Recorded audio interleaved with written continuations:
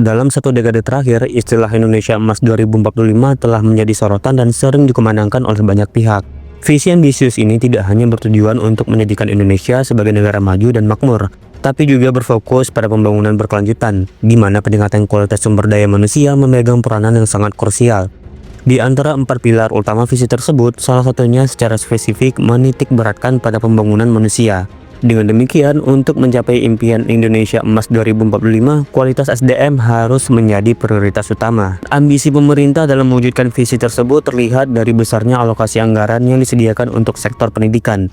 Hingga saat ini, pemerintah telah menganggarkan dana sebesar 665 triliun rupiah atau sekitar 20% dari APBN untuk pembangunan dan pengembangan pendidikan. Secara teori, jumlah anggaran yang besar ini seharusnya dapat menjamin peningkatan kualitas pendidikan secara signifikan. Namun, realitas di lapangan menunjukkan bahwa kualitas SDM Indonesia masih tergolong rendah. Hal ini menjadi pertanyaan besar, mengapa meskipun sudah mengeluarkan dana yang tidak sedikit, kualitas pendidikan dan SDM kita masih jauh dari yang diharapkan? Dampak rendahnya kualitas SDM sudah sangat nyata dan dirasakan oleh seluruh lapisan masyarakat. Banyak kasus di mana masyarakat mudah terpancing emosi, kurangnya minat baca, serta menurunnya semangat untuk menuntut ilmu. Fenomena ini semakin diperparah oleh maraknya penyebaran informasi yang instan di media sosial yang kerap kali mengikis nilai-nilai edukatif.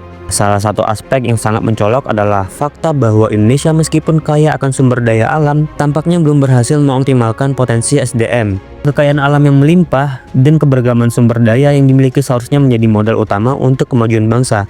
Namun, jika SDM yang mengelola dan mengembangkan potensi tersebut belum mencapai kualitas yang optimal, maka seluruh rencana untuk mencapai status Indonesia Emas 2045 akan terhambat. Sebagai contoh, beberapa penelitian menunjukkan bahwa rata-rata IQ di Indonesia masih berada pada angka 78-an. Angka ini seolah menjadi indikator bahwa kemampuan intelektual generasi bangsa masih jauh dari standar yang dibutuhkan untuk bersaing di kancah global. Kemudian penelitian dari Program for International Student Assessment atau yang disingkat dengan PISA memberikan gambaran yang cukup memprihatinkan tentang kondisi pendidikan di Indonesia. Data ini menunjukkan bahwa dalam hal kemampuan membaca, matematika, dan sains, sistem pendidikan Indonesia tertinggal selama 128 tahun dibandingkan dengan banyak negara lain di dunia.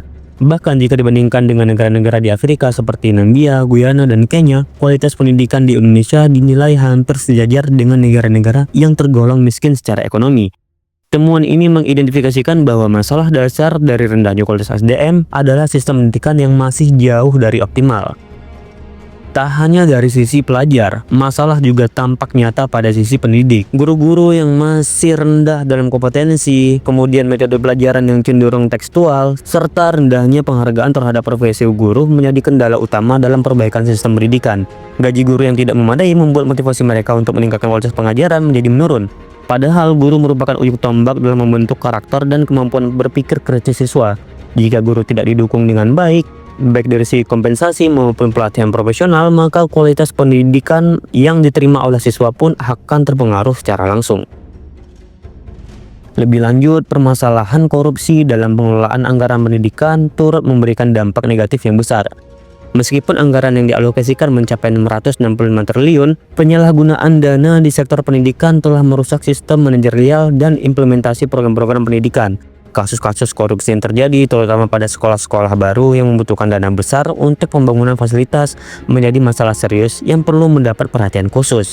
Data dari Indonesia Corruption Watch mencatat bahwa sektor pendidikan masuk dalam 5 besar sektor yang rawan korupsi. Selama periode Januari 2019 hingga September 2021, tercatat ada 240 kasus korupsi yang berhasil diungkap oleh aparat penegak hukum, dengan total kerugian negara mencapai 1,6 triliun. Kondisi ini menunjukkan betapa rapuhnya sistem pengelolaan pendidikan di Indonesia, sehingga dana yang seharusnya digunakan untuk peningkatan mutu pendidikan malah hilang ditelan praktik korupsi. Selain faktor internal yang berkaitan dengan sistem pendidikan dan korupsi, perkembangan teknologi juga memberikan dampak yang tidak kalah signifikan terhadap kualitas SDM. Di era digital seperti sekarang, teknologi seharusnya menjadi alat bantu yang efektif untuk meningkatkan akses dan kualitas pendidikan.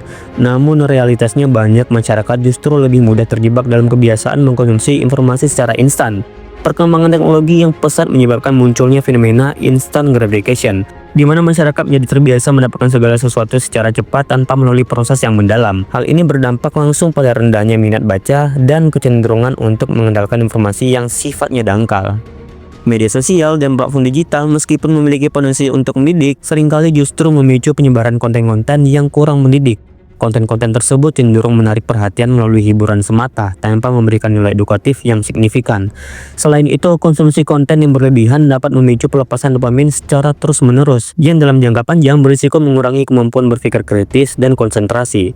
Bahkan, tren di mana para guru pun ikut terjebak dalam fenomena media sosial, seperti juga di TikTok, menunjukkan betapa pengaruh teknologi dapat merusak disiplin dan profesionalisme dalam dunia pendidikan.